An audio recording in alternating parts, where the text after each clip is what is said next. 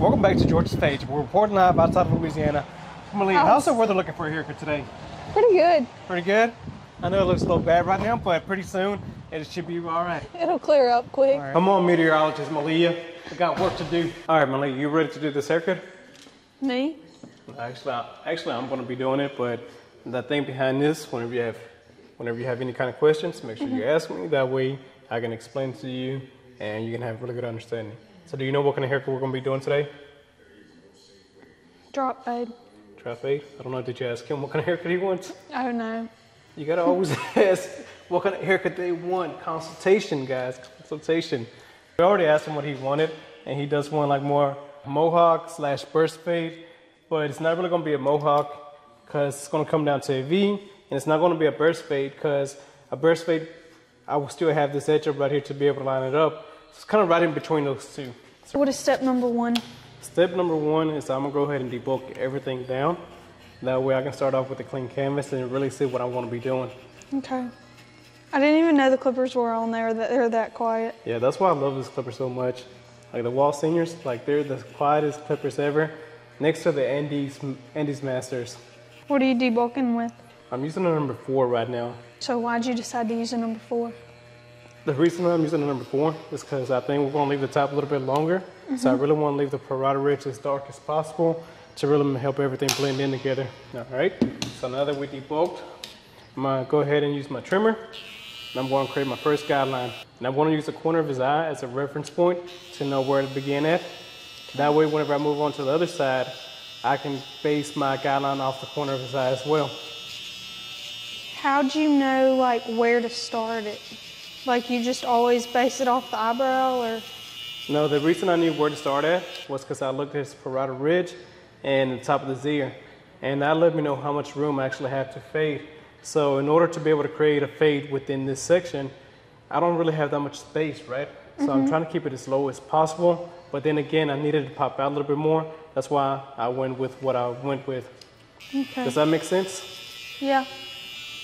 One of the main things, always make sure you cut behind the ear as well. So after I use the trimmer to create my first initial guideline, I'm going to go in with the shaver.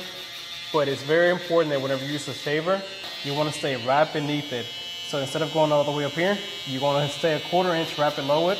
And after that, I'm going to go back in with the shaver. I'm going to start at that line that I created with the trimmer. And now I'm going to simply slide down with it. And that pretty much just faded out that shaver line for me. So now I don't even have to worry about it. So what are you doing next? So now I'm going to go in with the 1.5 part with the lever open. And I'm going to create my next foundation line. And this is going to really help me understand where I want to stop with the fade. So at the beginning, I debulk, right?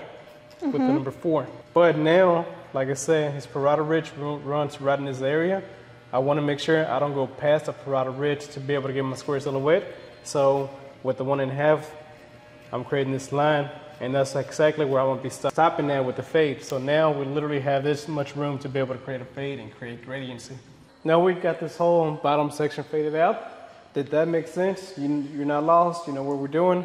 Yep. Okay, so now we got to fade out this line by the parotid ridge, right? Yes. And essentially we debulked everything with the number 4. So what should we use now? 2. Man, you're really getting that eye.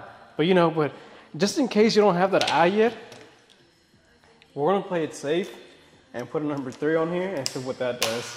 Okay. Literally going off the head. I'm not curving in, I'm going off the head.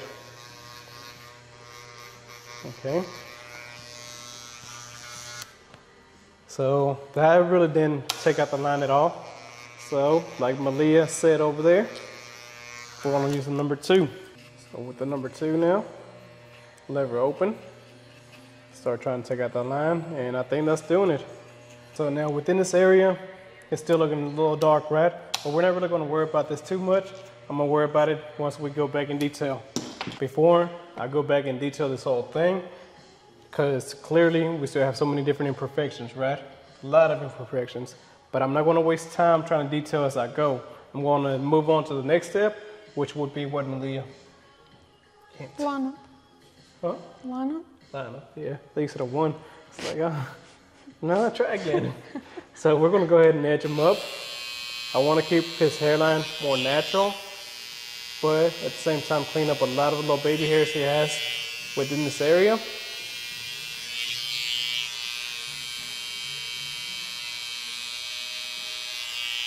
You are so dang close to his eyebrow, I'd be scared. Yeah, I am pretty scared.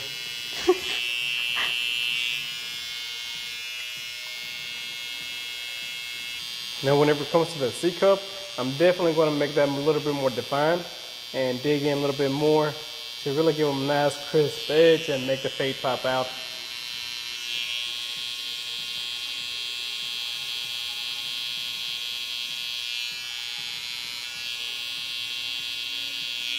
Okay, so I already did this side and everything, so now let's match up.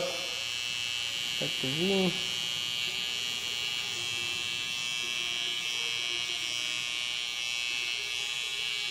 That's crazy, the difference between the side you're done with and the side you haven't Yeah, detailed.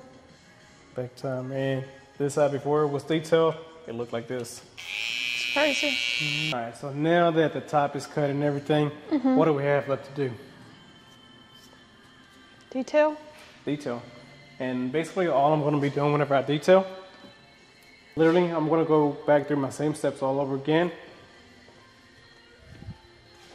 Beginning with my trimmer at the bottom, but this time instead of having flat, I'm really gonna be tilting it out at a 90-degree angle and just going in between each individual hair. And then I'm gonna switch on to my clippers and do the same thing, work my way up. And just like that, Malia, does that make sense? Yes. I know it was a lot of problem solving, right? But literally, it's so many different problems that you gotta solve constantly whenever you're fading. But once you learn how to figure out this problem, once you learn that equation for it, everything becomes so much easier. But what do you think about this haircut?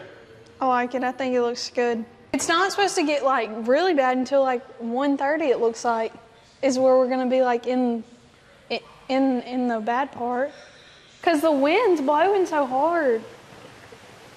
Fine, Mom. Don't worry about us. We're fine.